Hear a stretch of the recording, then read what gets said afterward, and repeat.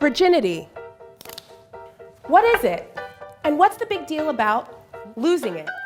Let me cut to the chase. Virginity is a completely made-up concept. It's a term that was created simply to control and shame people, mainly women. A virgin is someone who's never had sex, but it's not as simple as it seems. For one thing, medically, virginity isn't a real thing. In some cultures, people place a lot of importance on the hymen, a thin, fleshy tissue located at the opening of your vagina, as a marker of virginity. But the status of your hymen doesn't actually mean anything. That's because having penis and vagina sex is not the only way a hymen can stretch open. It can happen by putting something in your vagina like a tampon or a finger, riding a bike, or doing sports. So you can't tell if someone's had sex by the way their hymen looks or feels. Another reason the idea of virginity is complete nonsense is that sex means different things to different people. Generally speaking, society tends to define sex in a very narrow way: penetration, penis into vagina. But where does that definition leave queer people, or folks who can't or don't have penis and vagina sex, and choose to have oral, anal, or another type of sex instead? And not everyone's first sexual experience is consensual, meaning that they were forced or pressured into having sex. There is also a double standard on who carries the burden of virginity. Society puts pressure on men for not having sex at the exact same time they shame women for having it. Make it make sense. Either way, shame has no place in someone's personal decisions about sex. It's time to throw away the notion of losing your virginity. What if instead of losing something, we reframe it as gaining? Because the truth is, when we make our own decision to become sexually active, we aren't setting ourselves up to lose anything at all. We hope we are gaining things like intimacy, self-insight, pleasure, and empowerment. All of these myths around sex and virginity can be so hurtful and overwhelming. But here's the one truth you should remember. Sex is defined by one thing and one thing only: you. Maybe that's being fingered for the first time. Maybe it's having anal sex. Maybe it's having your first orgasm. Maybe it's masturbating for the first time, or when you enthusiastically consent to sex. That's the beauty of your sexual journey. You're in charge, and you can figure it out on your own terms. Choosing to have sex, when, what kind, where, who with, is something that only you get to define. I have one question. What did black women do to black men that was so bad?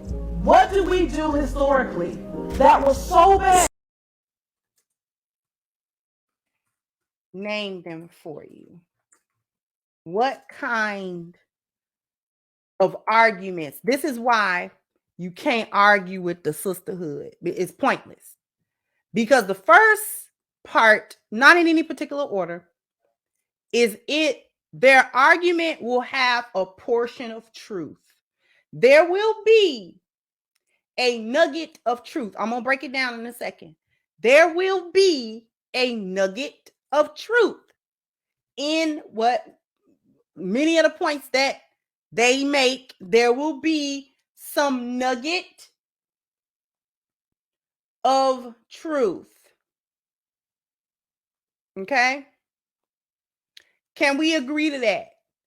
When hyenas argue, there's going to be, in some of their points, a small nugget of truth, whether they think they told the truth or not. There will be some nugget of truth, because this is how delusion works.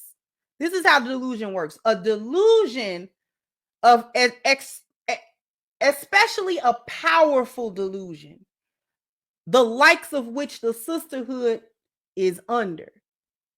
A powerful, functioning, effective delusion must include a kernel of truth. Otherwise, it can be completely rejected. There must be some angle, some context, some perspective of truth. The other part of their argument, well, this is what makes it infuriating, is then they'll make a disingenuous point. They'll say something that could be true. And then they will go right behind it or in front of it, no particular order, a disingenuous point.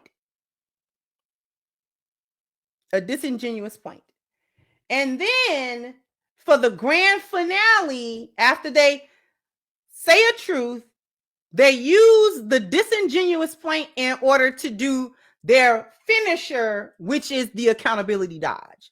It's like doing a choke slam. Okay, it's like doing a figure 4 leg lock to them. They gonna make you tap 3 times when they do the accountability dodge finishing move. This is why you can't bother with trying to argue any points or make any points. They're incorrigible. The bottom line is that the sisterhood is incorrigible. Okay?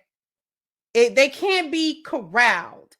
They can't be saved. They can't be helped because they employ that method of argumentation. Okay? Against any point, no matter what the point is. So now let's get an example. What they just said, what Ebony opened up with was this 3-part, you'd have thought she was in the elimination chamber. This 3-part, she gonna win the Royal Rumble with this, right? That women's standards, Black women in particular, standards are ridiculed. They are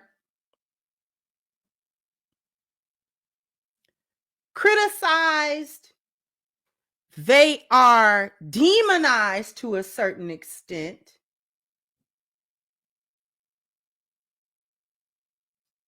By Black men, right? And women like me, they would call me a mammy, right? That, just that, without no other context, is true. That's true. We do critique the collective of Black female requirements when it comes to dating, marriage, and all of that, relationships, right? We do critique that. We do examine that. We do say, this is unrealistic. We will ridicule it. The disingenuous point that the standard is ridiculed because don't nobody like Black women and everybody hate Black women and everybody don't respect Black women and they don't care about what Black women want romantically. That's the disingenuous point. So the true part is that when they name what their standards are, what their requirements are, blah, blah, blah, blah, what their expectations are for men and husbands and dating and fiancés and all of this type of stuff, those standards do get critiqued and criticized. That is true.